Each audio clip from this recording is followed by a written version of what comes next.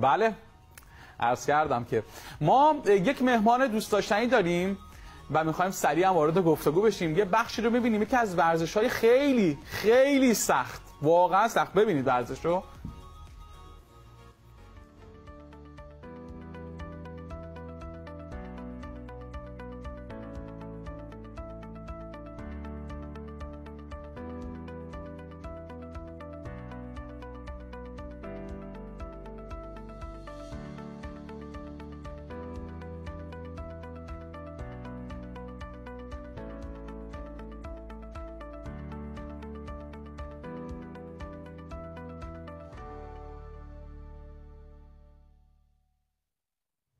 بله خیلی بوکس ورزش سختیه واقعا. بوکس و کشتی حتی خیلی ورزشه، ولی بوکس و کشتی دیگه خیلی باید هیجان و حتی یه ذره یه کوچولو هم خشونت.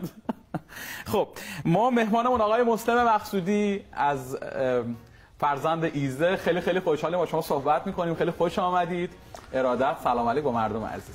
منم سلام میکنم خدمت شما و مردم عزیز ایران.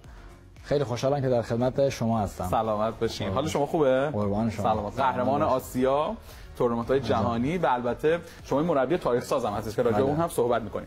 میخوام بپرسم که شما اهل ایزه هستید دیگه، فرزند ایزه، متولد ایزه. چی شد اصلا از چه سالی وارد بوکس شدین؟ یعنی ورزش بوکس چجوری علاقه‌مند شدین؟ کی به شما دستکش بوکس اول داد؟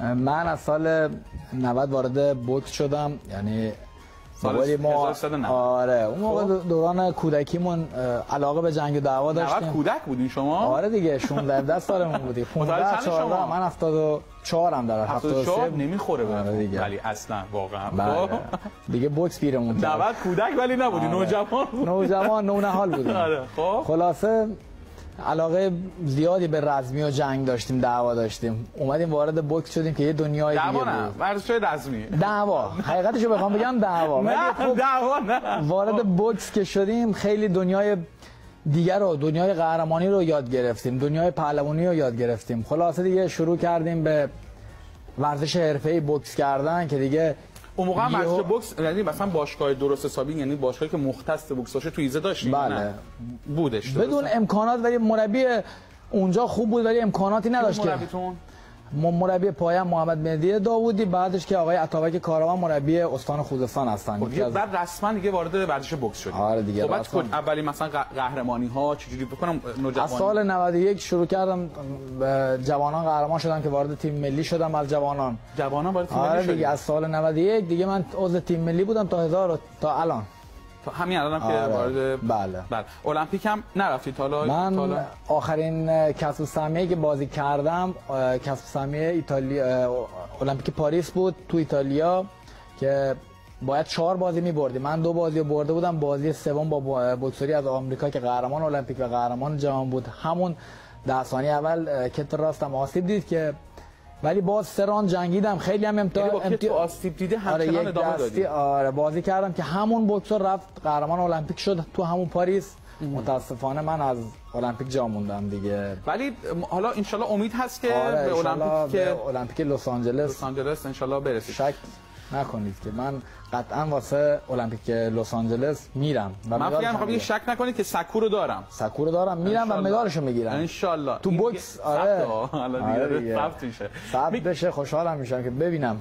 ان شاء الله ما همین تیکه هم قشنگ جدا میکنیم و میذاریم همون موقع که ان شاء الله قهرمانی شما در بوکس هم که میگم تاریخ سازی میشه دیگه تقریبا. آره دیگه المپیک مدال نداریم. المپیک مدال نداریم تا حالا بوکس. حالا من میخوام یه چند تا سوال بپرسم که شما در واقع تو ورزش بوکس که هستین، این احساسی که داشتید میگفتید مثلا الان آدمایی که بوکس کار میکنن همه خشنن یا نه یه رویه؟ اتفاقا برعکس، بوکسورها فقط چهرهشون خشنه اما احساسی ترین انسانای روی زمینن.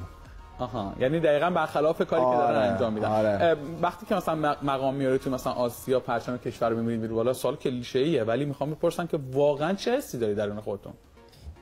نمیتونی درکش کنی تا بری اونجا، تا حس کنی. آره تا نری اونجا حسش نکنی درکش نمیکنی.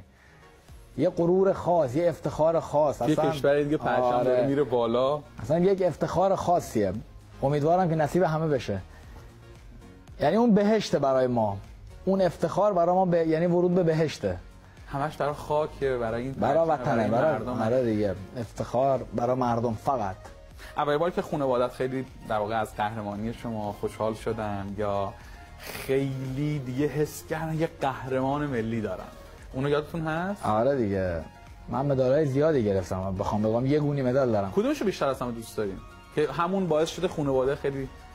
سال 97 تو همین خوزستان میزبانی اهواز که من همونجا قهرمان کشور شدم که تمام بوکسورهای تیم ملی رو شکست دادم و همه رو ناکوت کردم تا فینال که پخش زنده هم بود.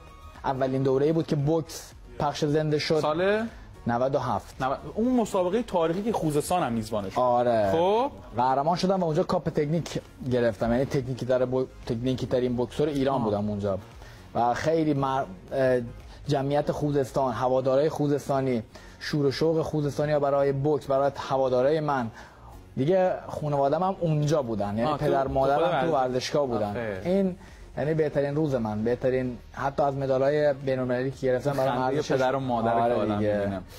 میخوام بدونم که شما الان خب مردم عزیزمون در سرتاسر کشور برنامه رو دارن می‌بینن، خیلی هم ممکنه بالاخره از کوچه کنار کشورم شما می‌دونم در استان‌های مختلف به هر حال شاگرد دارید، میرید تمرین می‌کنید.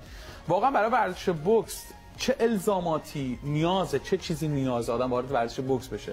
یعنی میگه مثلا اگه روی اینجوریه مثلا نباید بیا یا نه، یا چون خیلی فکر می‌کنم خانواده مثلا که بوکس خیلی خشنه، اینو میگن دیگه، شنیدید شما.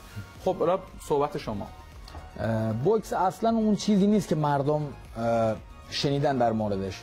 وقتی وارد بوکس میشی هم تأثیر رو شخصیتت میذاره از لحاظ اخلاقی، همین که اصلا ورزش خشنی نیست، ورزش حتی از نظر آسیب‌دهی رتبه 25 ورزش‌های دنیا رو داره. جدی در آسیب‌دهی بله. 25، یعنی بوکسی که ما فکر می‌کنیم خیلی در واقع اصلا اونجوری نیست. 25 من فکر می‌کنم بوکس اوله واقعا.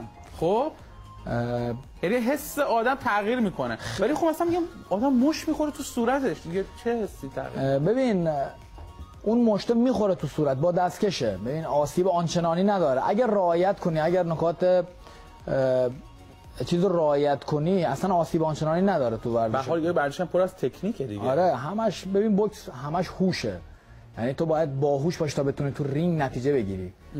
ما الان مثلا داخل کشتی فرنگی میگن مثلا میگن آقا خوزستان یا مثلا کشتی آزاد مثلا جویبار مازندران یا مثلا حالا شیراز هم به نوعی یا کردستان، اینا تو ورزش‌های مثلا مثل بوکس مهدن. خب میگم که خوزستان هم یا مثلا جاهای مختلف ایران هم در واقع همین مهد بوکس ما میتونیم بگیم داریم یا استان‌های دیگه. خوزستان مهد بوکس ایرانه دیگه به غیر از خوزستان یعنی جایی که مثلا شما بالاخره لرستان مهد بوکس ایرانه، خوزستان مهد بوکس ایرانه، خصوصا ایزه مهد بوکس ایرانه. یعنی تو خوزستان بخوام بگم ایزه خیلی قهرمان داده، خیلی مدال افتخار. ما امیدواریم حالا این اتفاقی بیفته. حالا به خاطر چند وقت اخیر که اتفاقاتی که در کشورمون افتاده، خیلی ورزشکارای ما به قول اصفهانی‌ها مینماد، یعنی نمایانن، نشون میدن خودشونو. میخوام بدونم چه حسی نسبت به قهرمانی برای کشورتون دارید؟ خیلی کوتاه به من جواب بدید که حالا بعد بریم و برگردیم. چه حسی در مورد قهرمانی وقتی قهرمان میشید برای کشورمون؟ بله. حسشو بگم بهتون؟ بله حسشو بگید. نمیتونم اصلا نمیتونم بیانش کنم. حسی بالاتر از اون نیست، حسی زیباتر از اون نیست برای پرچم کشور. برای پرچم کشورم. عزیزان آقای مصطفی مقصودی خیلی خوشحال شدیم، ما از شما قول سکو رو گرفتیم در المپیک لس آنجلس. شک نکن ان شاء الله این پرچم سرنگ با دعای مردم ایران ان شاء الله تحقق پیدا. خیلی خوشحال شدیم با موفقیت شما. سلامت